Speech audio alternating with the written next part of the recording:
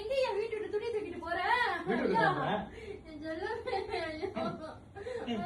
கொஞ்சம் இருங்க. என்னது? வீட்டு விட்டு போறேன். வீட்டு விட்டு போற சரி, இது என்னடா?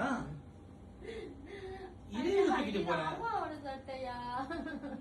சாரி, நாங்க பிடிங்க. எடுத்து வைங்க. இப்ப என்ன வீட்டு விட்டு தானே போகணும்? ஆமா. சரி போடா, போட்டோம் விடுங்க.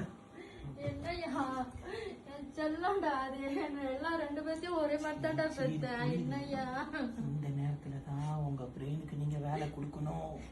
இங்க பாருங்க, ஒண்ணு சொல்றேன். இவ்வளவு நாள் நம்ம வீட்டுல இருந்தாங்க, ஒரு 500 தான் மாசம் கொடுத்தான். இதுலயே எல்லா வேலையும் வாங்கிட்டான்.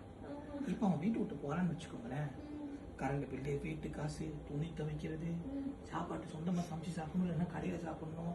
இதுக்கே மாசம் எப்படியும் பட்ஜெட் எகிரிடும். இங்க வெறும் 500 கொடுத்து உங்களுக்கு இத்தனை வருஷமா ஏமாத்திக்கிட்டு இருந்திருக்கான்.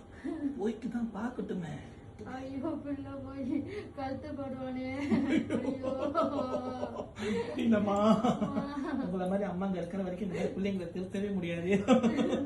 இப்படியே ஒப்பாரி வச்சுக்கிட்டு இருங்க, பிள்ளைங்க எல்லாம் உருப்பிடுவோம். ஒப்பாரி வைங்க உட்காந்து. இதே மாதிரி உள்ள போயிட்டானேன்னு உட்காந்து ஒப்பாரி வச்சுக்கிட்டே இருங்க, காலை ஃபுல்லா உருட்டுறோம். போடுங்க ஒப்பாரிய.